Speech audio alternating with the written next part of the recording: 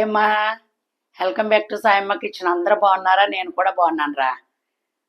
ఏంటి తెలుసా, స్పెషల్ మామిడికాయ వచ్చిందంటే చిక్కడికాయ కాలంలో చిక్కడికాయ ఎలా వండుకుంటామో మామిడికాయ కాలం వెళ్ళే వరకు కూడా మనం మామిడికాయ ప్రతి దాంట్లో యాడ్ చేసుకోవాలి. అది కూడా సి విటమిన్స్ ఉంటుంది కాబట్టి పులుపు తినేవాళ్ళు పులుపు, తగ్గించుకునే వాళ్ళు తగ్గించుకుని మామిడికాయ మట్టి కంపల్సరీ తినాలి. ఇప్పుడు నేను స్పెషల్గా ఏం వండుతున్నానంటే బీపీ షుగర్లోళ్ళకి సూపర్ ఉండే కూర ఎల్లుల్లిపాయ గుళ్ళతో మామిడికాయ జీడిపప్పు రండి. చక్కటి కూర. కొత్త ఎల్లుల్లిపాయలు వచ్చినప్పుడే ఇది వండుకుంటే చాలా రుచి మాట. కొత్త ఎల్లుల్లిపాయలు వచ్చేసినాయి. ఇగో చూసారు ఎంత ఉన్నాయి గుళ్ళు, చక్కగా ఒలిసింది అక్క. ఇగో అమ్మా, ఎల్లుల్లిపాయ గుళ్ళు ఈ మాత్రం ఉండాలి. ఇవి కరెక్ట్గా 1/2 కిలో గుళ్ళు. అవి అంటే చిన్న చిన్నవి అన్నీ తీసేసింది, పెద్ద గుళ్ళు అన్నీ ఉంచింది. అంటే 200 గ్రాముల గుళ్ళు మాట అవి. ఇదిగో ఒక 50 గ్రాముల జీడిపప్పు నానబెట్టింది, రాత్రే నానబెట్టేసింది. అది బాగా నానాలన్నమాట. ఇదిగో 2 మామిడికాయలు ఇవి ఇలా చీరుకోవాలి చక్కగా. ఇగో ఈ టైప్లో చీరుకోవాలన్నమాట. మనం తింటుంటే బాగుండాలి. కొద్దిగా కరివేపాకు, కొంచెం కొత్తిమీర, ఏముండదు. ఇది మసాలా కర్రీ కూడా కాదు. ఉల్లిపాయ, పచ్చిమిరపకాయ, ఉప్పు, కారం, కొద్దిగా ధనియాల పౌడర్, పసుపురా.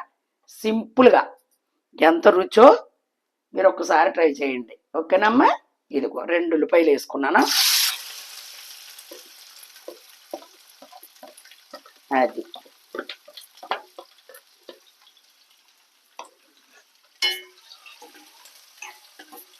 సూపర్ ఉంటుంది. వండుకోండి. బీపీ 3 నిమిషాల్లో కంట్రోల్ చేసేస్తుంది.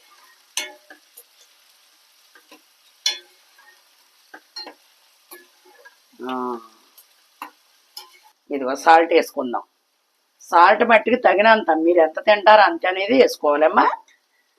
మేము కొంచెం కారం, ఉప్పు బాగా తింటాంరా, సప్పగా తినలాం. మరి కొందరు తింటారు కాబట్టి దాన్ని బట్టి మీరు వేసుకోండి అమ్మా.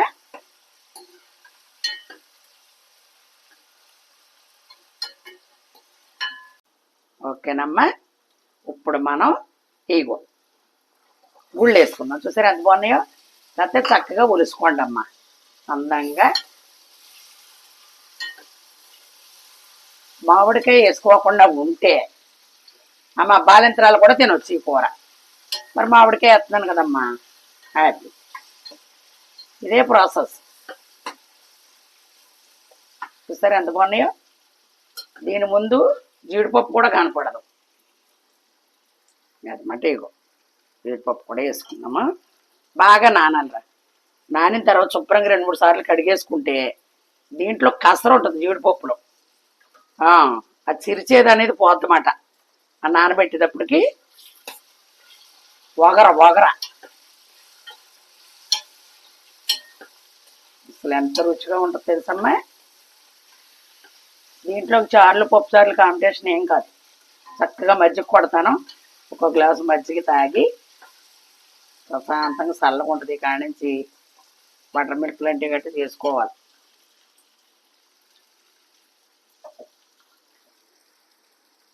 మామిడికాయలు ప్రస్తుతానికి రేటు ఇగోరా, నిలువుగా చీరుకోండి. ఇగో అమ్మ, ఇగో చిన్నకాయ కదా, 2 కాయలు మాట. చూసారా, ఇలా ఉండాలి.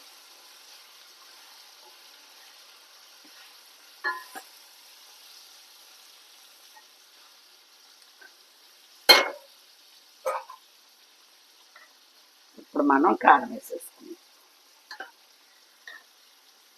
ధనియాల పౌడర్, పసుపు వేసేసుకుందాం. కరివేపాకు వేసుకుందాం. కొత్తిమీర వేసుకుందాం. ఓకేనమ్మా? సింపుల్గా అయిపోతుంది. ఇప్పుడే తిప్పాలి మనం. వాటర్ పోసిన తర్వాత తిప్పకుండా మూత పెట్టుకుంటే అక్కడే ఉంటాయి, తిరగకుండా.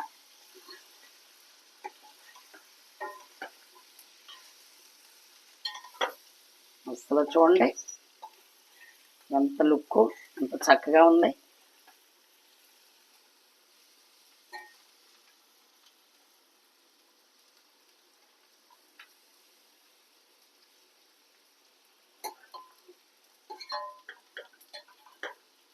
ఒకసారి అలా మగ్గుతుండగా వాటర్ పోసేస్తానమ్మా.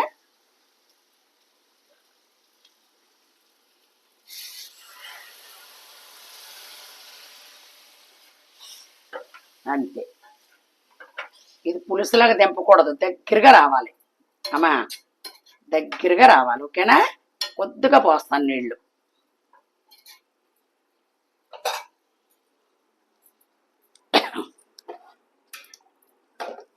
పోసేసి మూత పెట్టుకుందాం. గ్లాసున్నర పోసానమ్మా. మళ్ళీ మళ్ళీ పోయకుండా దగ్గరికి వచ్చేస్తామాట. హైలోనే పెట్టుకోండి, సిమ్లో పెట్టక్కర్లొద్దు. మూత పెట్టేసుకుందాం.